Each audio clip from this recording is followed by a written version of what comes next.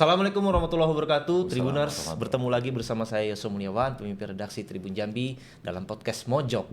Nah, Tribuners, kali ini tamu kita spesial sekali. Beliau adalah Kepala BNNP atau Badan Narkotika Nasional Provinsi Jambi, Brigadir Jenderal Polisi Asep Saifuddin atau kita sapa dengan Pak Asep. Apa kabar Pak Asep? Selamat pagi. Assalamualaikum, selamat pagi. Alhamdulillah kabar baik. Kabar baik, sehat-sehat. Waduh, seger ini. Harus sehat, Jenderal. harus sehat. sehat. Beliau ini Tribuners sudah sekitar setengah tahun di Jambi, Jenderal ya. Betul. Gimana Jambi, Jenderal? Tapi sebelumnya sudah pernah di Jambi dulu. Ya, Oke. Kondisi Jambi gimana, Jenderal? Kondisi Jambi kalau untuk tinggal di Jambi saya rasakan cukup enak. Cocok, Jenderal.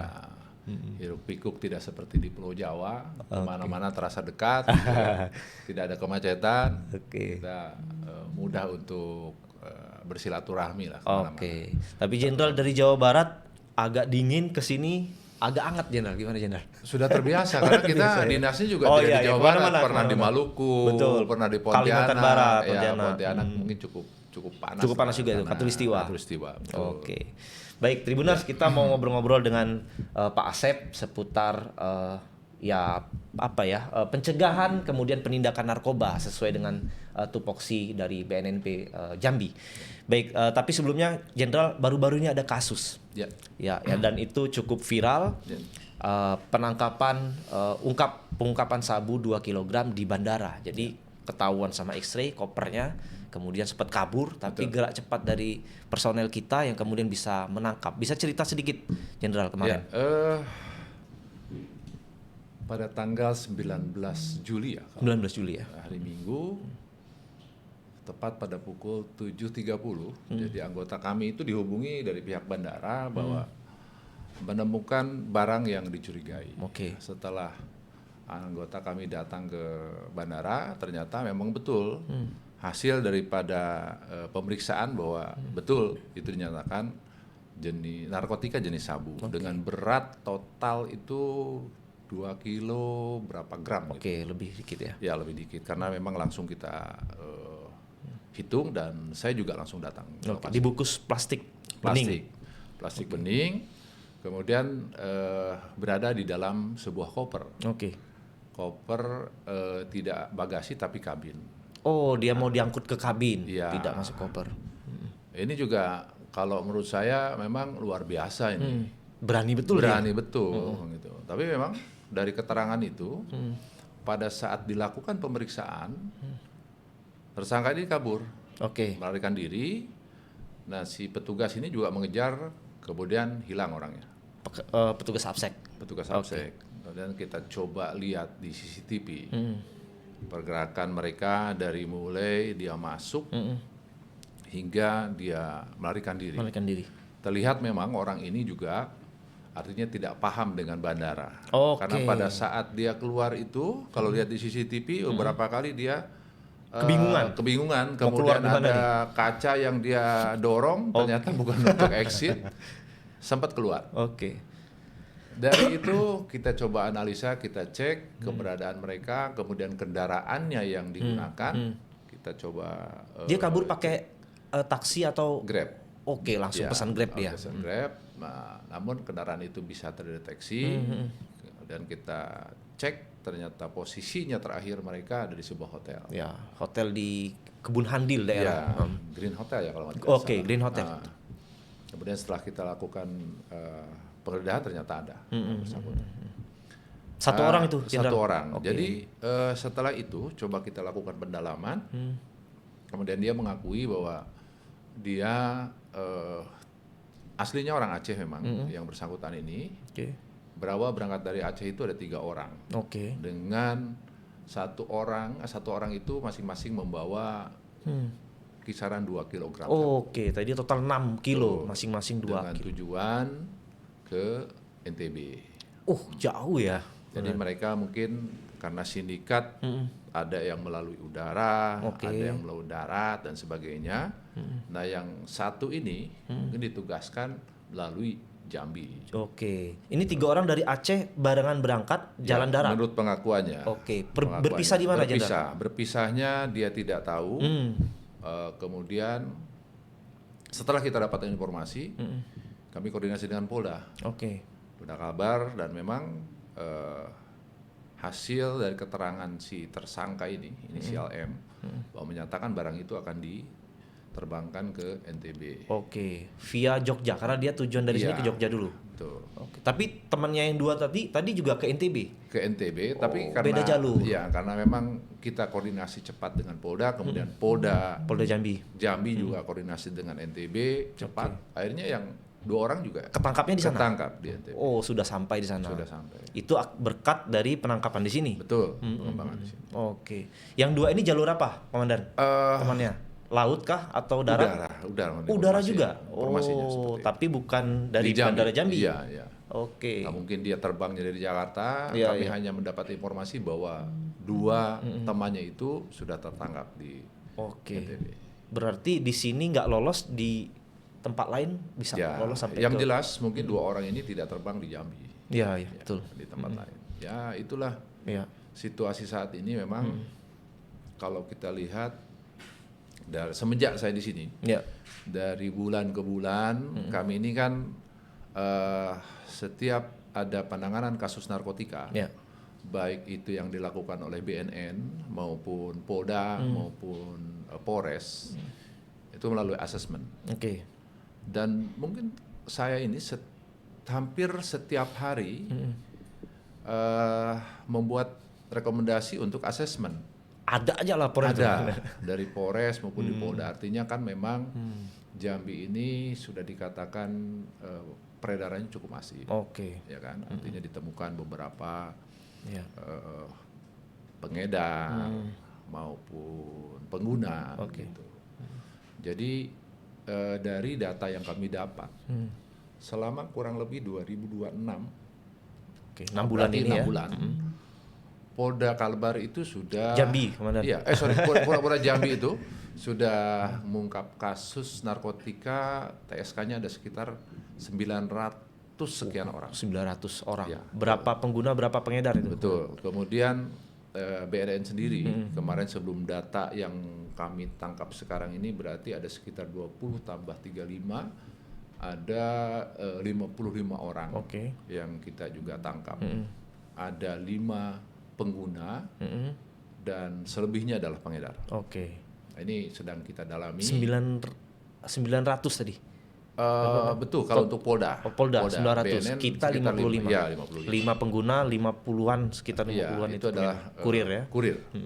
Nah, ini sedang kita kembangkan.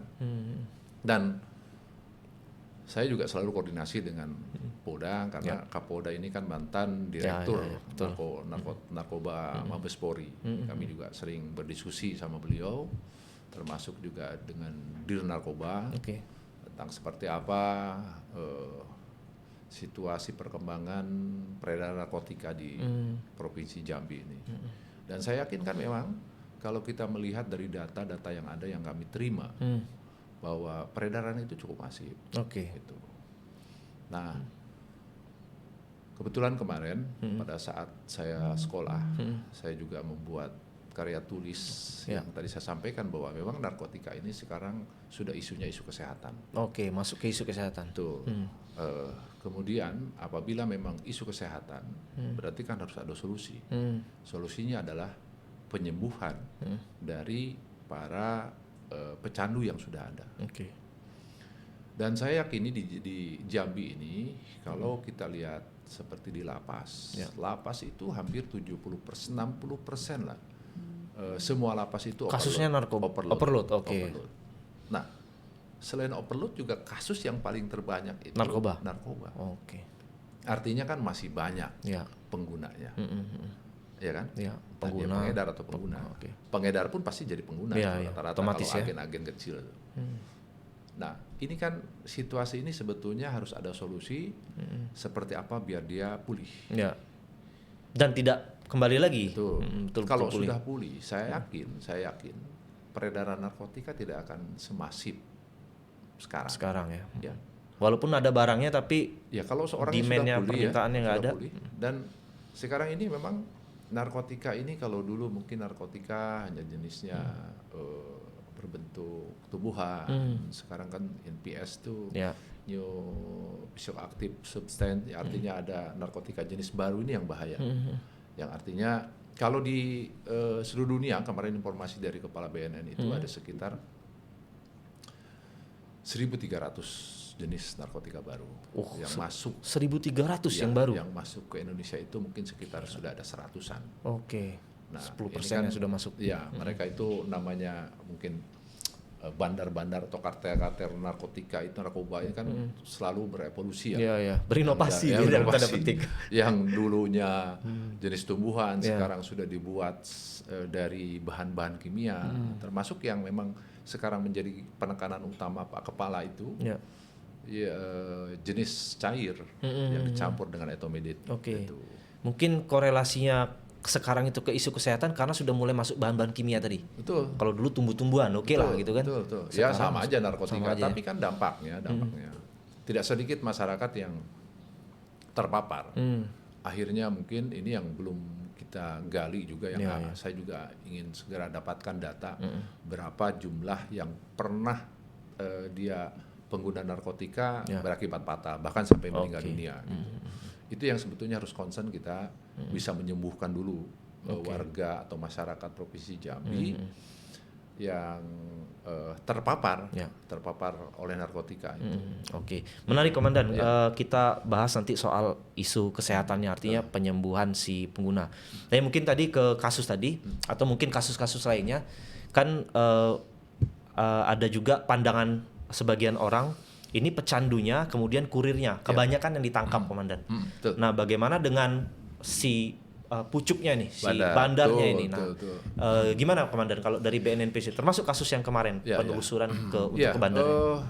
Jadi kalau bicara narkotika ya secara global itu kan ada yang menguasai itu, ada Golden Triangle segala macam lah, ada Peacock, terus apalagi Golden Crescent, Golden Triangle, ada yang di wilayah bagian Afrika itu kan di dunia itu ada 3 kelompok besar. Afrika, Eropa tadi, kemudian Amerika Selatan, Afrika dengan Asia Golden Triangle. Di mana itu Golden Triangle. Ya, Myanmar, Laos, Thailand, dan itu kan sangat berdekatan dengan kita. Sedangkan Asianya cenderung Asia Tenggara.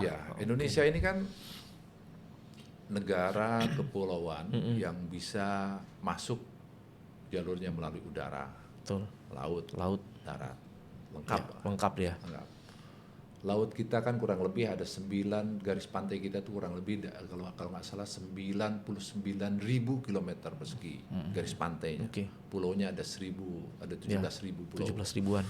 Ini kan mudah untuk dimasuki oleh jalur narkotika itu. Setelah masuk ke Indonesia dia bisa melalui udara, melalui darat, kurir-kurirnya itu banyak sekali. Betul. Nah ini menjadi tantangan.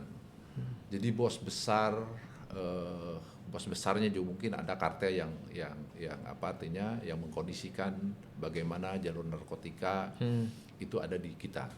Fakta dan datanya beberapa kasus yang besar yang diungkap oleh Kepala BNN atau BNN RI termasuk Mabes Polri, ada lab yang kita bongkar di wilayah Jakarta, kemudian di di Bali dan ibu-ibu kota lain, barangkali itu suatu bukti fakta bahwa memang narkotika ini sudah extraordinary crime, ya. Dan Indonesia memang pasar yang sangat besar, salah satu pasarnya. Kemudian untuk bandar-bandar lokal, kemarin kan di 2024 kalau tidak salah, saya belum kesini, tapi saya dapat laporan bahwa ada satu bandar besar berikut dengan beberapa agen-agennya sudah berhasil ditangkap dan sekarang juga masih proses, masih sidang. Dan menurut kemungkinan juga kaki tangannya masih ada. Nah ini yang kita akan kembangkan. Kita akan kembangkan dari beberapa kasus yang sudah kita ungkap. Saya juga selalu koordinasi dengan Direktorat Narkotika di Polda dengan Pak Kapolda. Kita coba akan petakan bagaimana nih jalurnya.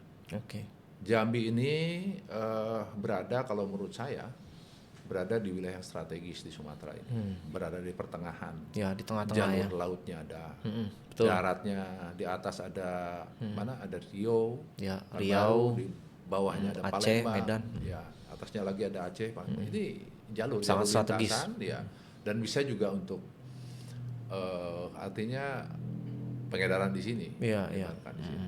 Oke. Nah, Komandan, kalau di Indonesia termasuk Jambi tadi berarti dia kalau kaitan Golden Triangle tadi itu yang dari Asia. Ya. Berarti ya bukan dari Amerika atau Afrika ya. Oke.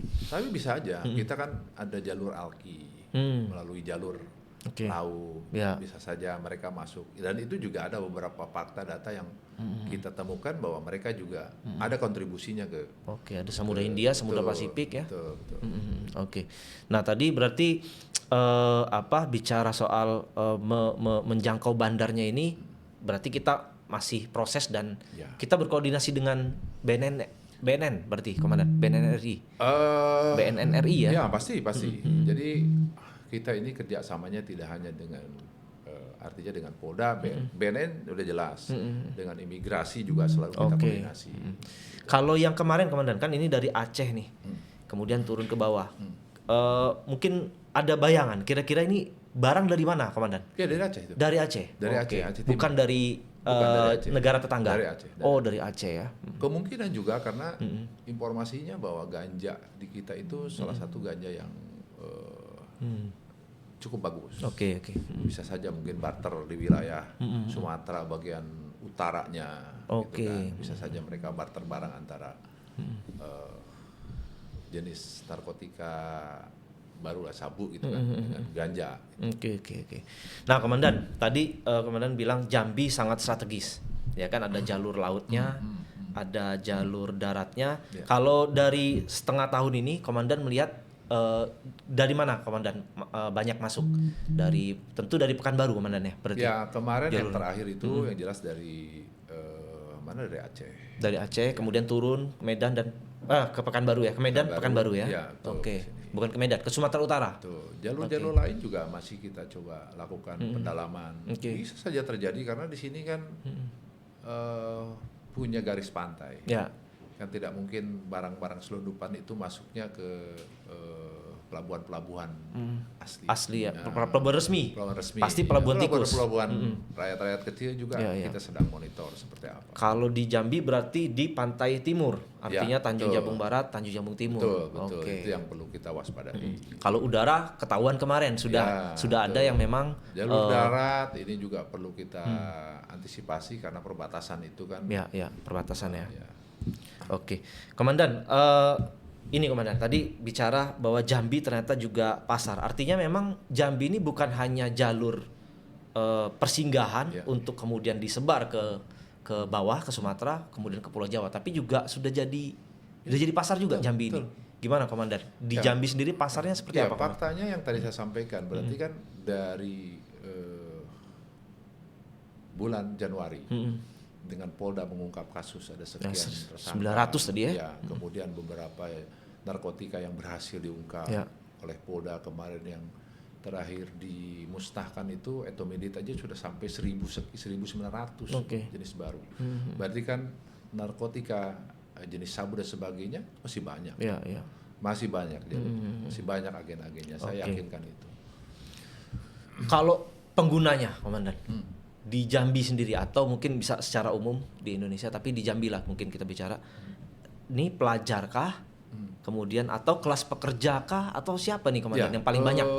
Kalau lihat data untuk usia produktif antara sampai 15 sampai dengan 24 itu 15 sampai 24. Ranking kedua. Ranking kedua. Oke. Ranking pertamanya antara 24 sampai 40-an tahun. Artinya mereka kan orang-orang yang sudah bekerja. Iya. Karena sabu nggak murah. 50 sampai dengan 65. Itu peringkat 3. Tapi kita juga tidak bisa menyampingkan yang ranking kedua ini. Karena justru yang berbahaya ini yang ranking kedua ya. Masuk ke usia pelajar. Betul. Apa yang kita harapkan Indonesia emas di tahun 2045 kan mereka nih yang akan mengawaki. Kalau mereka sudah disasar, kalau kita tidak cepat melakukan langkah-langkah strategis untuk pencegahan, ini bahaya. Pasti akan bertambah. Nah, Komandan, ini kan tadi ada peringkat kedua dan itu justru berbahaya antara 15 sampai 24. Artinya kan kalau dia usia belasan, berarti kan masih pelajar. belum bekerja, belum punya penghasilan sendiri. Betul. Itu mereka sebenarnya beli narkoba tuh kayak gimana, Komandan? Ya, mungkin bagi orang yang mampu ya, mampu. Jadi di antara 16 sampai 24 juga kita kategorikan tidak hanya pelajar, ada juga yang sudah bekerja. Bekerja di perkebunan, bekerja di tambang-tambang. Artinya lulus sekolah langsung kerja. Itu juga banyak kita temukan mereka menggunakan kasus itu. Kalau anak-anak sekolah itu memang berawal dari dia mendapatkan awal dari teman. Semuanya pasti dari teman. Dari teman dulu, dicekokin dulu, nyicip dulu. Sekarang itu apalagi ada paket-paket hemat. Ya. Kemudian kemarin di Jambi itu 2024 informasinya ada KP-KP yang khusus. Maksudnya bukan KP ya, ada kayak semacam tempat mereka kumpul gitu. Iya. Kayak warung-warung kecil tapi di dalamnya padahal mereka menggunakan itu. Mereka sudah kita ungkap di tahun 2024 dan ini juga kita tetap lakukan monitoring.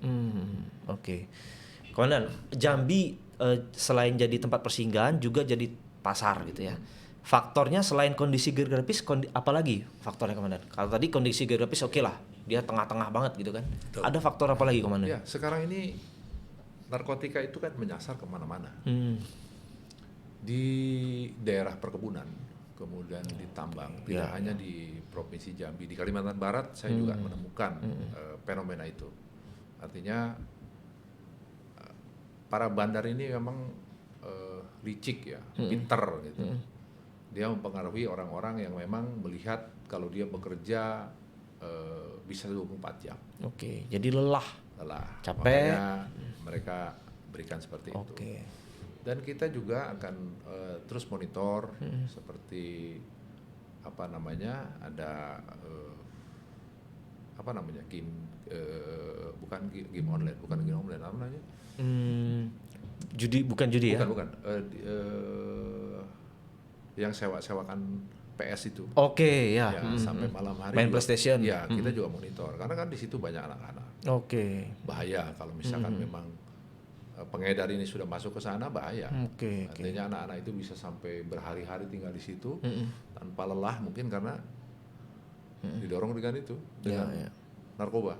Itu juga pengawasan. Berarti faktor lainnya karena Jambi daerah perkebunan, daerah tambang dan pelosok-pelosok biasanya pekerjanya juga memang bekerja sangat keras dan disitulah dia masuk ya, Komandan ya.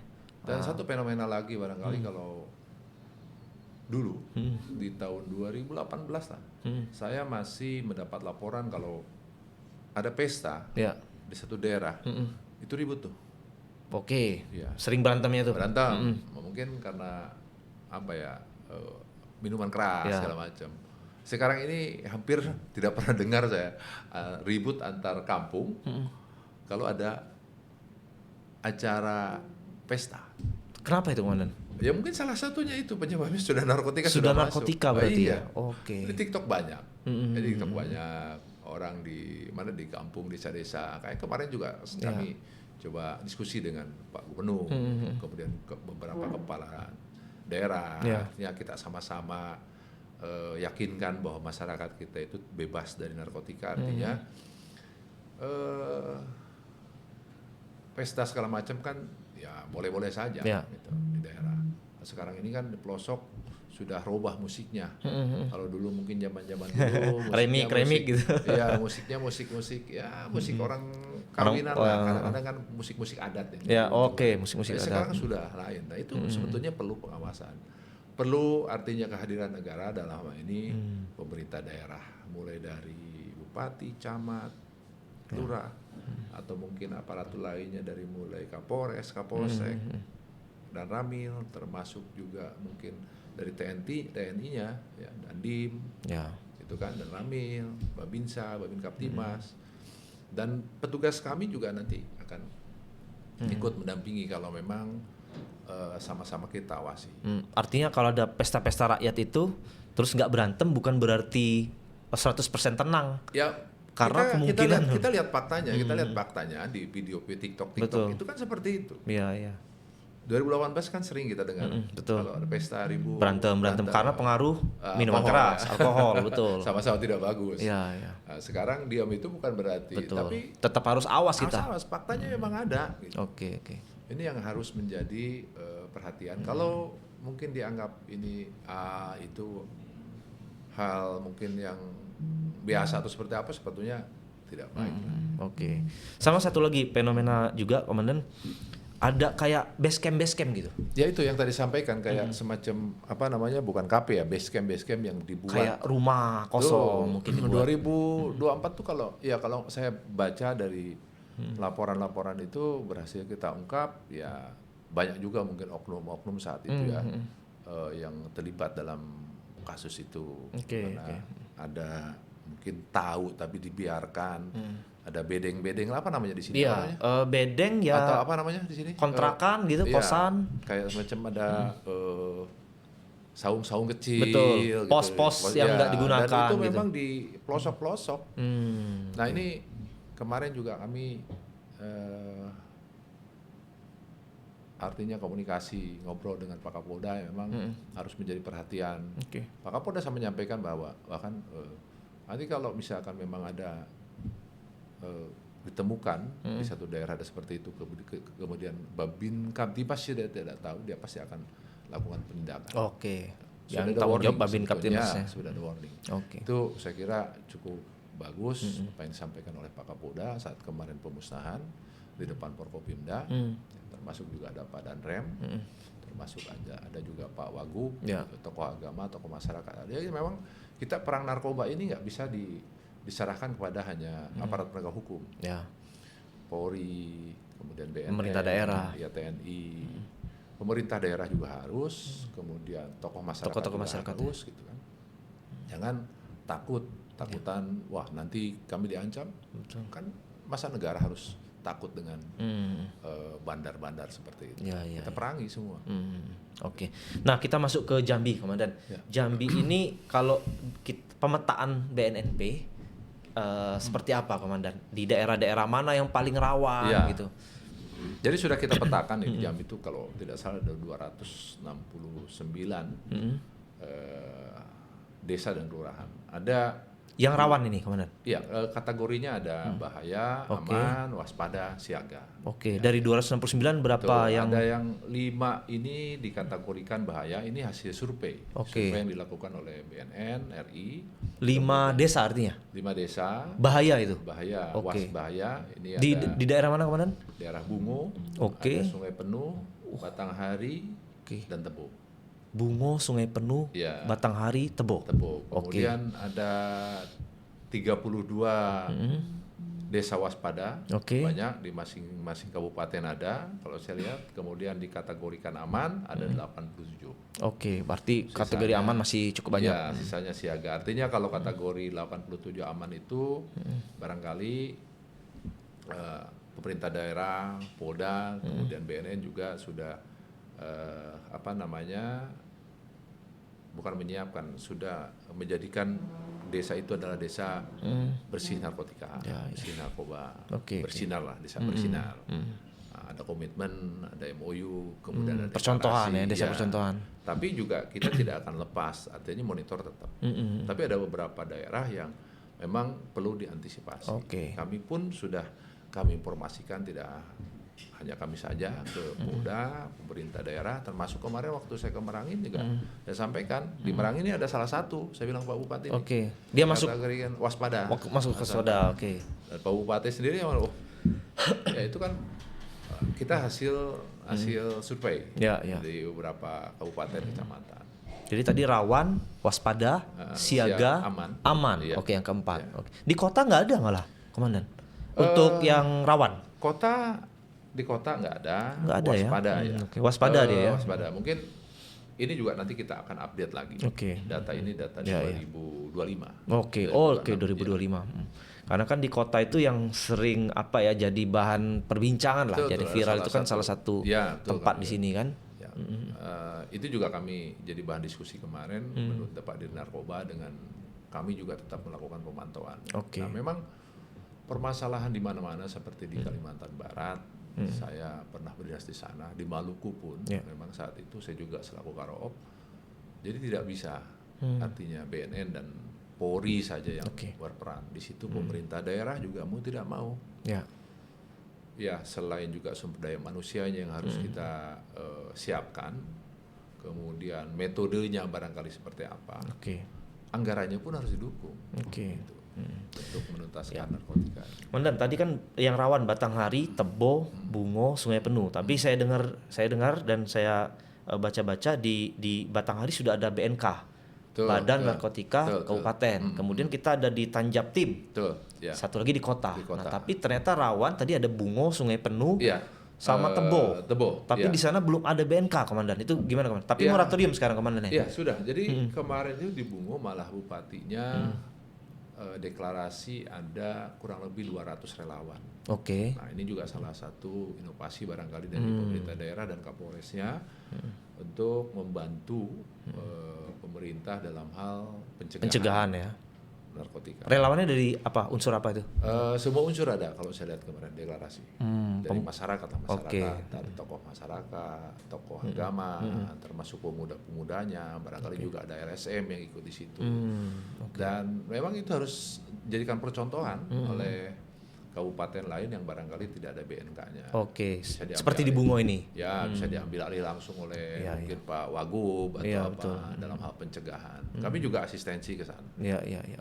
Tapi upaya ini karena masih moratorium, upaya untuk ada BNK itu terus dilakukan atau seperti apa? Kita laporkan juga ke BNN RI dari data yang data ini kan dari BNN RI. Itu juga mungkin jadi bahan evaluasi untuk segera mungkin disiapkan di sana. Sungai Penuh, Komandan ya? Saya nggak expect juga tuh Sungai Penuh. Salah satunya itu. Sungai Penuh juga ada, Batanghari. Bungo itu malah ada 2 tempat. Tebo 1 lokasi. Dan itu dari 4 daerah, 3 daerah itu di bagian barat Jambi. Bungo ya. Bungo, Tebo, Sungai Penuh itu bagian barat Jambi. Dan itu di bagian barat ini perbatasan sekali. Sungai, laut? Enggak, di darat, Komandan. Pekanbaru, di atas, Sumatera Barat, gitu ke arah sana. Dan itu yang malah BNK-nya ada di timur ya, di daerah timur ya, Komandan ya. Ini juga jadi evaluasi kita. Makanya salah satu upaya tadi Pak Bupati juga. Artinya Komandan ini semacam komitmen juga dari kepala daerah sebetulnya ya, berarti ya. Untuk membantu soal pencegahan. Dan saya yakini kepala daerah, semua kepala daerah juga sudah mengetahui ada program P4GN, apa yang harus dilakukan, termasuk TNI juga ada arahan dari Panglima TNI untuk melaksanakan kegiatan itu, artinya dalam pencegahan. Pencegahan. Satu lagi, Komandan, kita kan ada loka rehabilitasi. Kalau saya kebetulan dari Lampung, di Lampung itu ada di Kalianda, itu cukup besar itu. Di Jambi belum ada ya, Komandan ya? Itu kemana, Komandan? Rehabnya? Ini yang selalu menjadi diskusi menarik bagi saya yang tadi sampaikan. Kenapa isunya jadi isu kesehatan? Sekarang masyarakat Jambi yang sudah terpapar, baik yang ada di lembaga pemasyarakatan, Lapas, maupun yang tidak kita data, artinya mungkin masyarakat. Jadi angka prevalensi prevalensi yang sudah terpapar di tahun 2025 ini kan seluruh Indonesia peningkatannya cukup tinggi nih, signifikan dari 1,7 menjadi 2,1. 2,1 juta. Enggak, 2,1%. Artinya ada sekitar 4.150.000 sekian. 4 jutaan, Bang ya. By data. Artinya data itu kita dapat dari hasil pengungkapan, kemudian deteksi itu kita pengecekan, kemudian juga ada yang sifatnya masyarakat voluntary datang sendiri. Dan saya yakin data itu kalau kita paham dengan teori gunung es, itu lebih banyak lagi. Lebih banyak, bisa mungkin 2-3 kali lipat. Kalau misalkan sampailah 3 kali lipat, berarti sudah di angka 20 juta. 20 juta jiwa yang harus disembuhkan. Betul. Dari yang ada saja 4 juta, kalau bagi kemarin kita coba tanyakan untuk Jambi, angka prevalensinya memang untuk yang terbaru ini kan belum kita punya data, tapi kita bisa pastikan dari jumlah 4 juta tadi? Bukan, jumlah penduduk. Jumlah penduduk, 3 juta. Ada di lapas, kemudian yang ada di rumah sakit ya. datanya itu sebentar. Oke, kalau kita data di tahun 2025 saja ada tersangka ini sekitar 1.758. 1.758 tersangka. Oke. Ya. 2026 aja nih. Ya. Data 2025 ya. Betul. Ada pengedar, ada bandar, ada kurir. Ini kan sudah. Ya. Dan sisanya ada. Ini juga bisa mereka juga terpapar juga. Ya. Artinya mereka juga menggunakan. Termasuk juga yang pengguna. Oke. Kalau kita hitung data ini saja 1.758. 58. Nah, sekarang fakta data yang ada di rumah sakit yang klien yang ada yang kita rehab itu baru ada 513. Oke. Baru setengahnya. Baru setengahnya ya.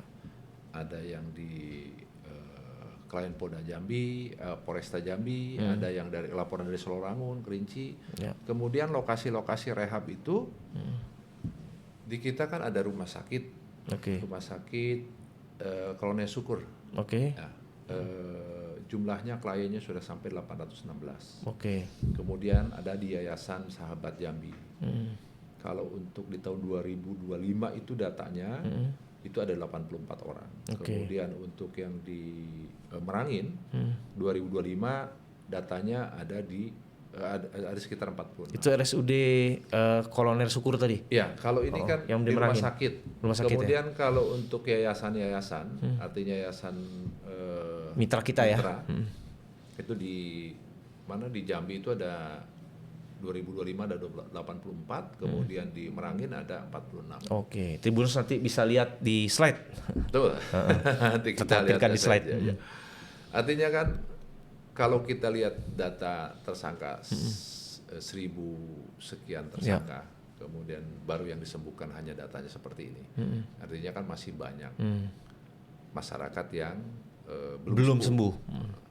Kemudian ini sebetulnya negara, pemerintah harus hadir. Ya. Nah, alhamdulillah kemarin Pak Gubernur menyampaikan kepada kami bahwa dengan dalam waktu yang dekat lah, artinya 2027 mungkin nanti sudah ada pemikiran bahwa nanti kita akan membuat balai rehab. Bukan lokal tapi balai. Balai rehab itu kan jumlahnya nanti akan lebih besar. Lebih besar klien yang bisa disembuhkan. Satu tempat di provinsi, tapi Jambi. Semua ya, di kabupaten juga. Memang kalau kita lihat lokasi yang pas di kota atau di mana? Kerinci. Oh, di Kerinci. Ya, kenapa Komandan?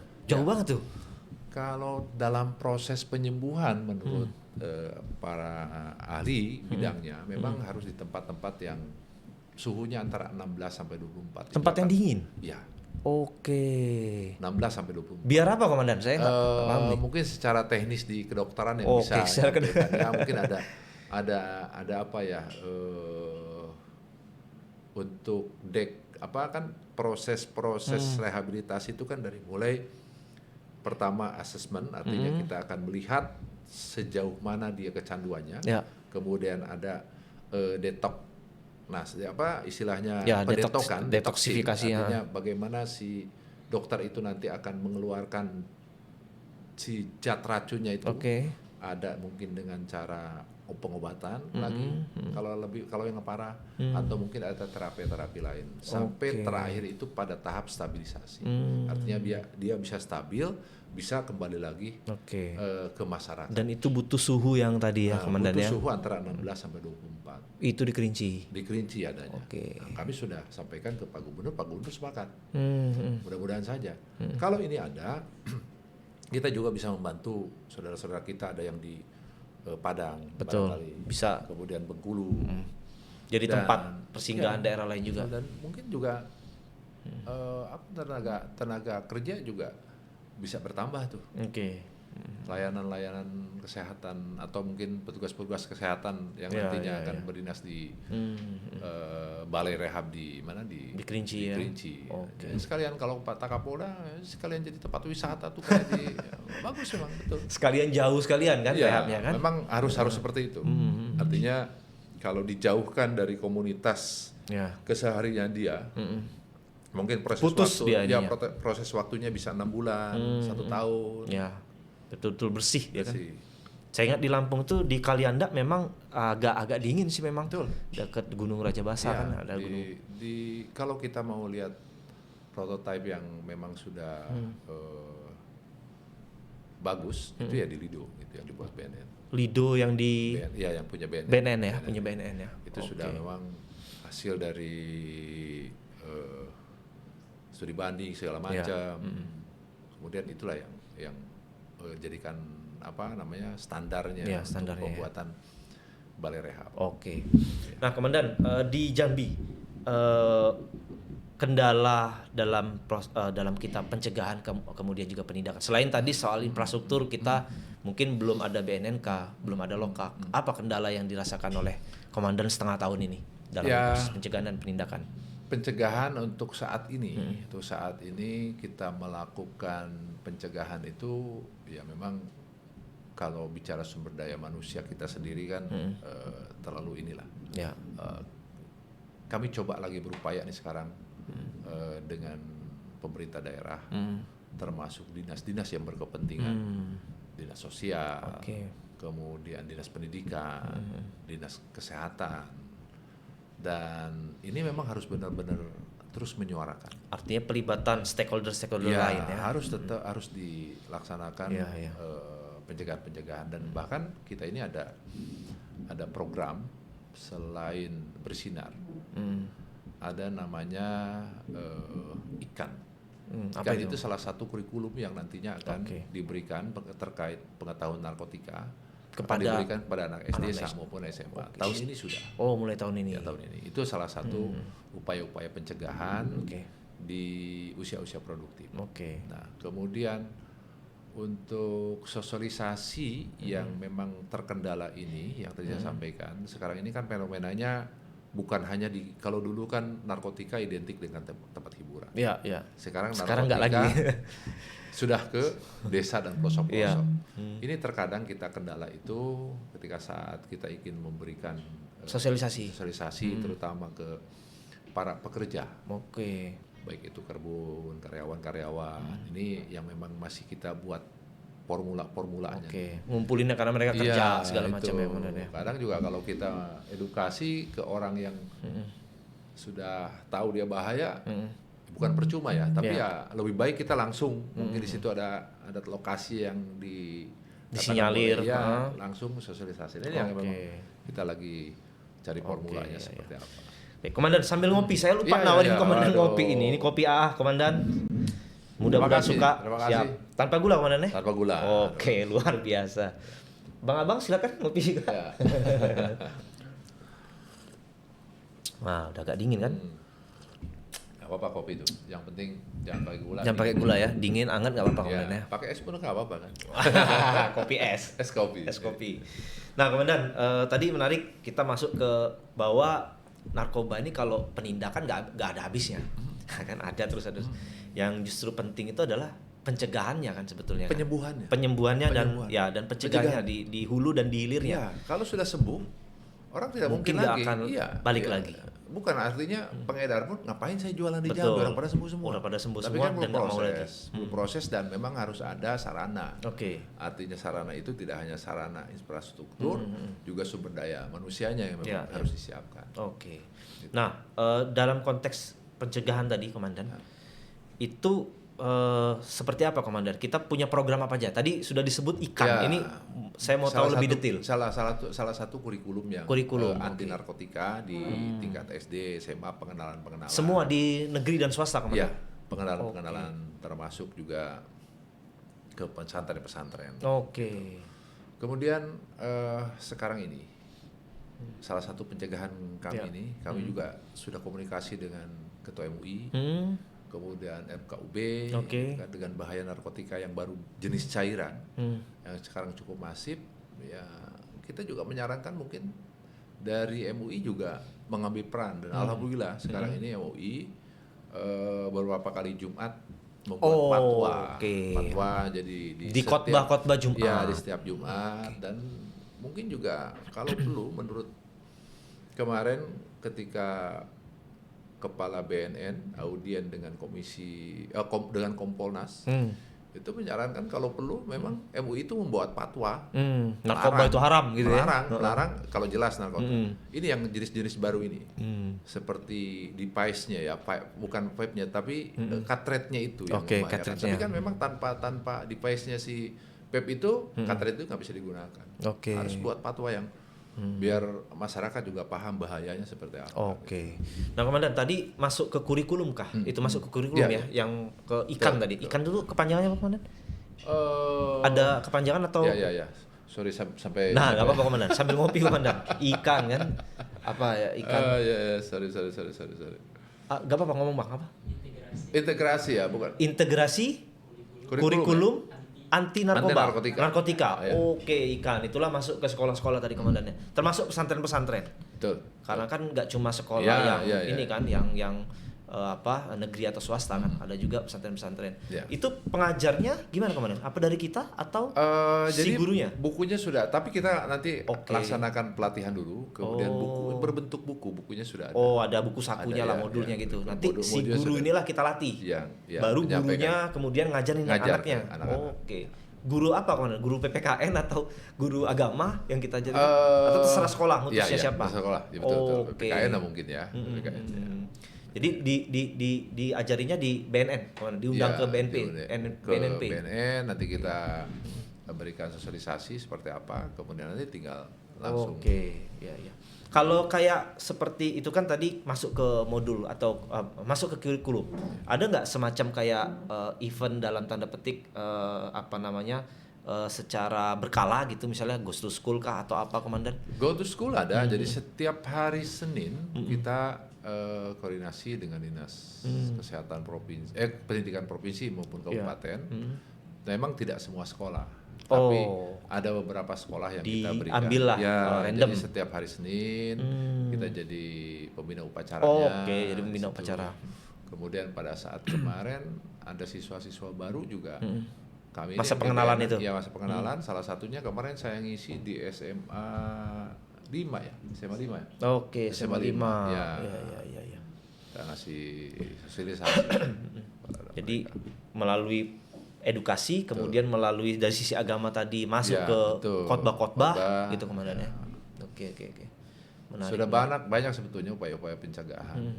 Ya itu yang mungkin kalau saya analisa ya, yang paling urgent saat ini harus menyembuhkan orang-orang yang saat ini sedang sakit ini ya, dan negara harus hadir karena cukup lumayan artinya berbicara masalah anggaran yang harus dikeluarkan oleh negara.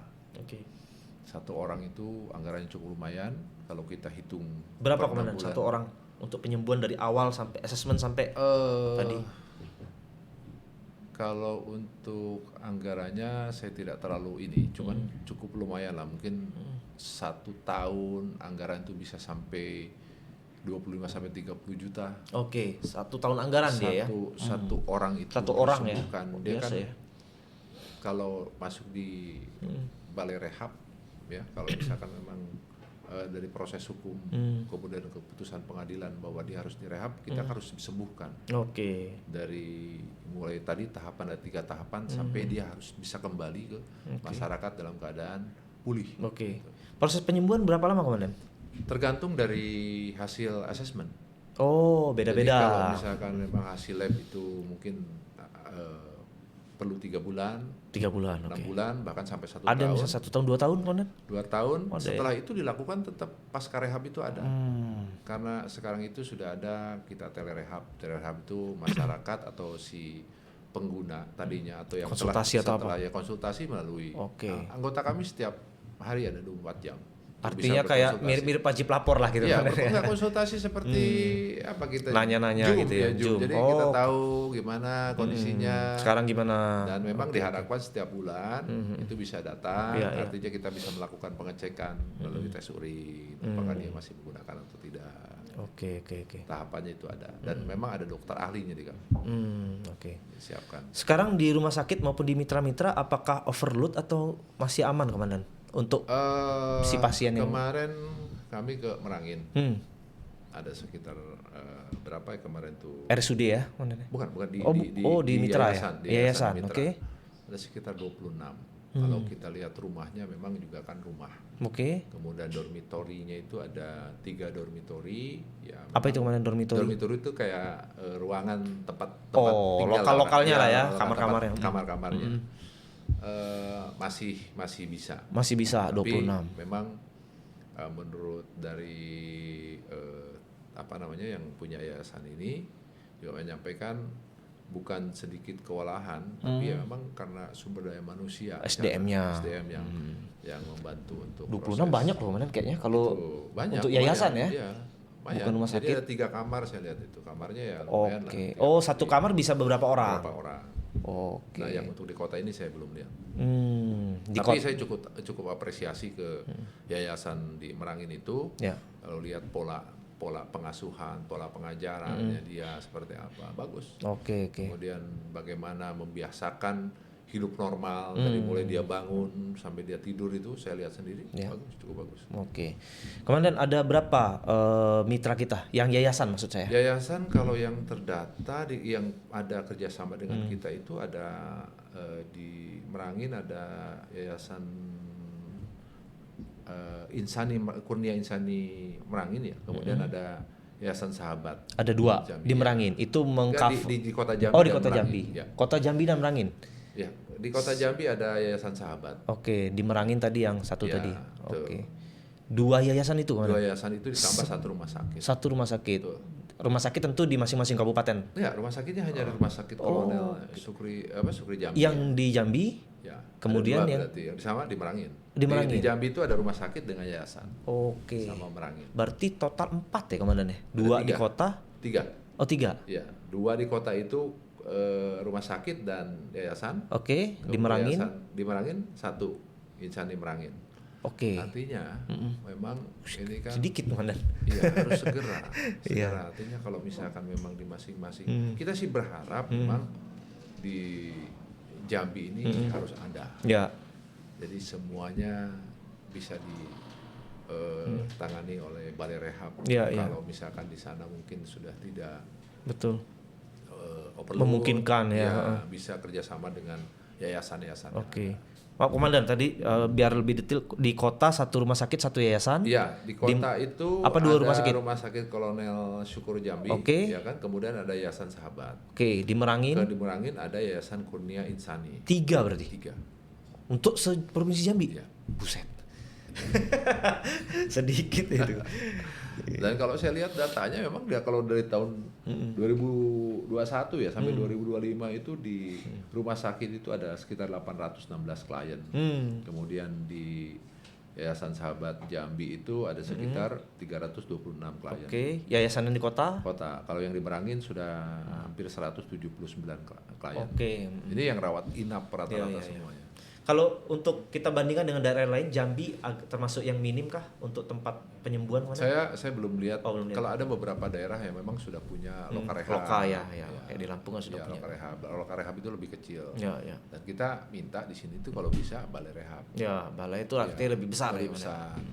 Kemudian kita juga bisa membantu provinsi lain. Ya. Seperti Padang dan sebagainya, mungkin ada masyarakat yang sudah terpapar. Ya. Segera mungkin. Dan saya yakini masyarakat saat ini banyak yang kebingungan. Artinya ketika ada keluarganya atau mungkin bahkan anaknya yang terpapar, kemana nih gitu ya? Sembuhkan kemana? Kalau Kerinci di tengah-tengah betul itu Komandan, Bengkulu Sumatera Barat, sini Jambi. Betul. Jadi di tengah-tengah dia. Dan memang posisinya juga kan strategis. Betul. Jauh dari mana-mana, jauh dari kondisinya. Memang diasingkan. Mereka dinolkan dulu. Iya, dinolkan dulu. Artinya yang saraf otaknya sudah terganggu, dibersihkan dulu. Ya. Kemudian kita stabilkan agar dia bisa kembali normal. Dan kemarin saya juga sudah komunikasi dengan Pak Gubernur. Saya Pak Gub, kita coba lahan saya itu kan agak lumayan nih, agak luas. Kemudian di sudah ada lahan Komandan di sana? Ada. Nah, maksudnya di kota di tempat. Di BNNP. Kita akan latih masyarakat yang mungkin saat ini dalam proses penyembuhan yang ada di mitra maupun di rumah sakit. Tahapannya kan pada saat tahap mungkin sudah ke tahap stabilisasi. Sudah mau hampir selesai. Artinya sudah mau kembali. kami coba untuk melatih, kita ada pelatihan life skill. Salah satunya kemarin juga ada CSR dengan Pertamina, dia lakukan pelatihan. Nah, kami juga nanti mendapatkan bantuan bibit cabai. Jadi dia bisa berkebun gitu ya? Bisa berkebun. Pelatihannya life skillnya apa aja kemarin? Macam-macam. Ini untuk nanti ke depan barangkali perkebunan. Oh, perkebunan dia. Tanaman pangan lah. Tanaman pangan. Oh, lebih ke cabai rawit. Cabai rawit. Oke. Itu kan lumayan itu. Betul. Lumayan. Oke, Tribuners, ini ada yang menarik. Pak Asep waktu Sespimti itu punya karya kan biasanya bikin karya tulis ya, Komandan ya? Iya, bikin karya dan kebetulan kaitannya dengan penyembuhan. Lemhanas. Kaitannya dengan penyembuhan untuk pecandu narkoba. Mungkin bisa cerita ke Tribuners apa isi karya tulis itu kemarin? Isi karya tulis itu berawal dari latar belakang. Latar belakang di mana yang tadi saya sampaikan, angka prevalensi atau masyarakat yang terpapar seluruh Indonesia secara nasional, angkanya cukup meningkat. Dan kita melihat data bahwa masyarakat yang terpapar, kemudian kita lihat beberapa daerah yang mempunyai tempat-tempat rehabilitasi itu cukup terbatas dan tidak semua provinsi. Selain itu juga yang melatar belakangi cita-cita bangsa kita. Di satu abad barangkali nanti 2045 kita menginginkan bahwa Indonesia emas, ini menjadi Indonesia emas, dan tentunya harus ditopang oleh sumber daya manusia yang smart, yang cerdas, yang sehat, kemudian inovatif, berdaya saing global, ya kan? Nah, latar belakangnya itu. Kemudian juga maraknya peredaran narkotika. Sehingga menurut hemat kami saat ini tidak hanya memerangi narkotika itu dengan melakukan penindakan terhadap pengedar, bahkan sampai bos-bosnya atau dalang-dalangnya. Kita juga harus memperhatikan bagaimana masyarakat yang terpapar saat ini harus segera disembuhkan ya. Kalau tidak, memang dampaknya yang pertama mereka tidak akan produktif. Ya, mungkin jangka pendeknya dia akan meninggal. Jangka panjangnya menjadi beban negara. Nah, ini yang kami kemarin angkat. Kenapa kita harus memperhatikan terhadap masyarakat yang saat ini terpapar, yang angkanya hampir 4.150.000, yang berada di lembaga pemasyarakatan, yang ada mungkin di balai-balai rehab, dan bahkan juga mungkin ada di luar yang tidak terdata. Mereka harus segera sembuhkan. Kita yakini kalau mereka sudah sembuh, ya kan, narkotika itu tidak mungkin lagi akan datang ke situ. Artinya mungkin demandnya sudah berkurang. Kalau sudah berkurang, mudah-mudahan peredaran narkotika khususnya di Provinsi Jambi juga berkurang. Komandan, itu sebetulnya poinnya. Untuk pecandu tadi yang kita tahu kan pasti dari tersangka yang kita tangkap bahwa dia pengguna narkoba. Tapi selain itu mungkin ada yang memang ngelapor ke kita ya, keluarga atau siapa? Itu di call center ada, Komandan? Ada 184. Mungkin bisa disebut. Call center kita ada 184. 184 BNN. Jadi kapanpun masyarakat, khususnya masyarakat Provinsi Jambi, apabila memang menemukan ada keluarganya gitu, teman yang terpapar atau melihat langsung melihat langsung ada peredaran narkotika di daerah situ, segera laporkan. Dan saya jamin yang melapor itu datanya dirahasiakan. Anonim. Artinya nggak cuma sekedar kalau kita cuma mau merehab yang tersangka yang nangkep ya susah juga. Yang lebih penting adalah masyarakat informasi. Dan jangan takut ya, Komandan. Karena nanti ngelapor malah jadi tersangka, Komandan. Enggak ya? Enggak ya. Wah, ngelapor kamu pecandu berarti karena tersangka. Karena beberapa juga sudah ada sial laporan. Itu call center itu diterima oleh pusat. Kemudian saat itu juga akan diteruskan ke daerah. Dan itu pasti akan dicek sampai sejauh mana penanganan dari pihak BNN. Oke. Itu akan dicek per hari. Betul, Bagaimana perkembangannya. Kalau sudah ada penindakan, mungkin penindakan seperti apa. Kalau memang perlu masyarakat itu direhab, sekarang tahapannya seperti apa. Itu dijadikan data di pusat. Karena sejatinya mereka itu sebenarnya korban ya, komandan ya, bukan pelaku ya. Betul. Korban dari kartel narkoba ini. Berawal dari korban yang bahaya itu. Kemudian jadi. Iya, yang kasihan itu kan masyarakat kecil yang tadinya mungkin hanya ditawari tadi yang mungkin dia kerjanya mohon maaf serabutan. Ada tawaran dari temannya, wah kamu pakai ini bisa biar kuat nih gitu. Ya, begitu dia ketagihan sudah dengan mungkin gaji yang dia tidak atau setimpal, akhirnya itu linearnya dengan kejahatan. Kalau dia tidak mencuri ya jadi bandar. Betul.